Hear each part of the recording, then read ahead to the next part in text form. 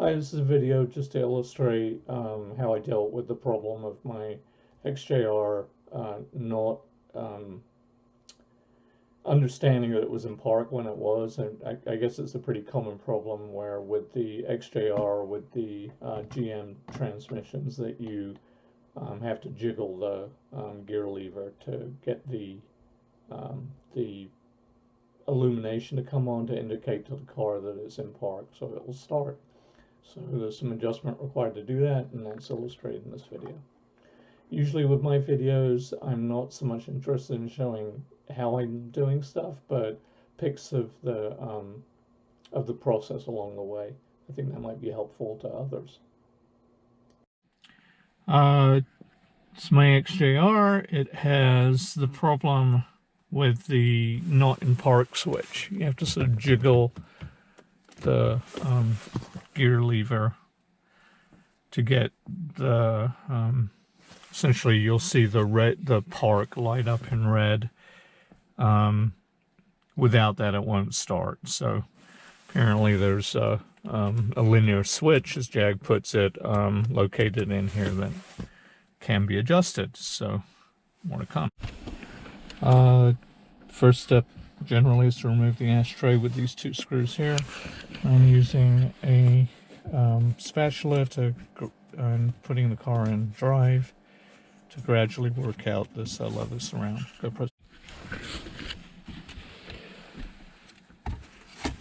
So removing the ashtray, what I find works best is to close it and then work it back. These two prongs here are pretty fragile, so be very, very careful. And it's simply a question of removing the electrical connectors for the cigarette lighter. There are a couple of butterfly nuts under here that you can feel that need to be removed.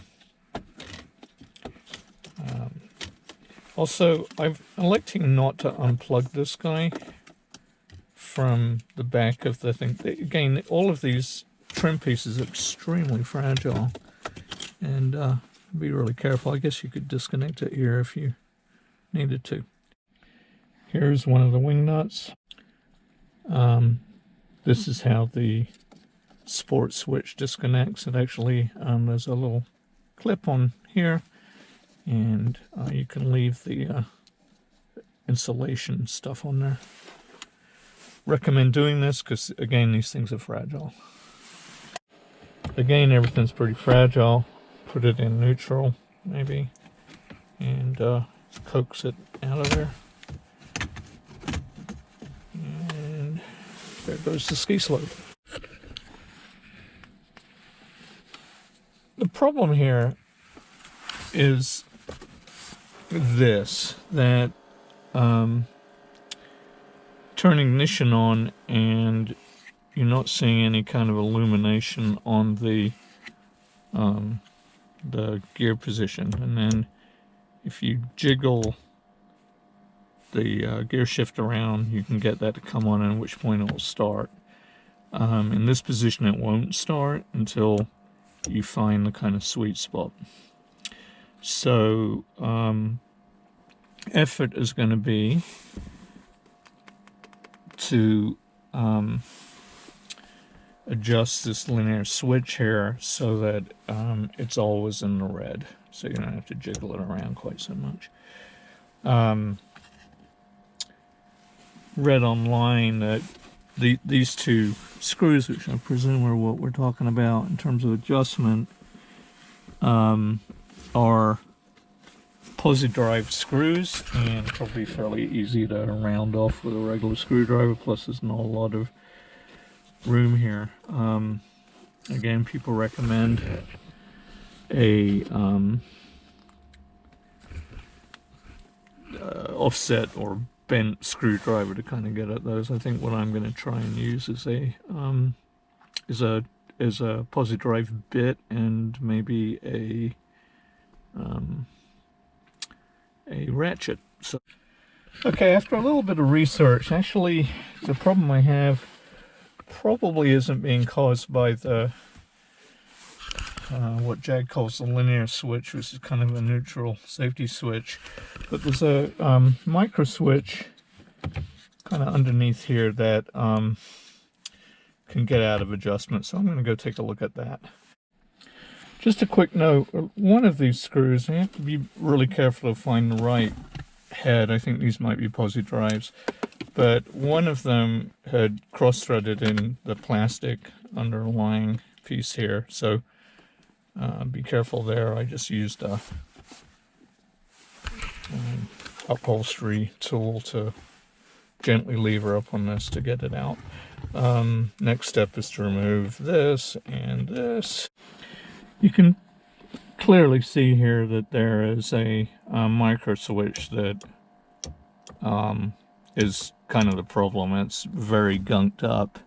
I've read that slightly bending out the actuator arm here can help, but I'm gonna also clean it off pretty well with some electrical contact cleaner.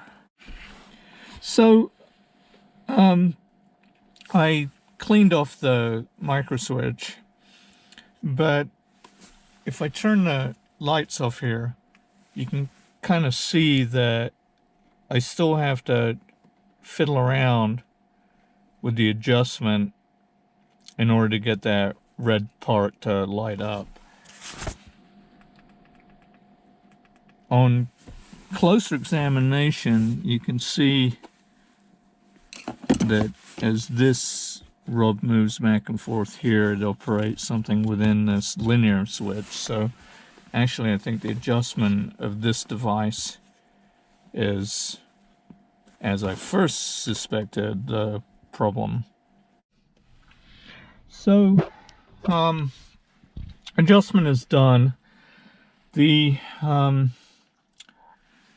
trick is to, in my case, when you undo the screws that hold this linear switch in place, it generates the ability to move it back and forth just a little bit. In my particular case, it needed to move back in this direction, maybe, I don't know, 1/8 of an inch, not very much. What I did to loosen the screws was use the closest I think I have to a posi drive bit on this particular screw using a ratchet handle, and then with some tape and a little tiny box and wrench, I was able to get at this one. So that's kind of how I did that. I used a little bit of tape to hold it in place and fitted it together like that. So that's to get around that. These two are apparently posi drive. You need to get a little bit of leverage on them. It's very difficult in that position. But I'm going to turn the light off, turn the ignition on, and you can see that the red P, I've adjusted it now so I can, it's pretty much on P all the time. So hopefully that means I don't have any issues with adjustment in any of the gears, but that's what I did there. Interestingly, with the J-gate kind of back on here, there's even less movement there. I just double checked that I was getting the appropriate reaction from each of the gears, and it appears to be doing fine there. So, okay, well, stuff is pretty much finished on this project. I've put the ashtray back in. I'm going to glue up a piece of trim that I found that was broken. But essentially, if I turn the light off and turn the ignition on, we now have a very groovy looking blue light lighting the gears, but no matter how much I twiddle that around now, the light stays on.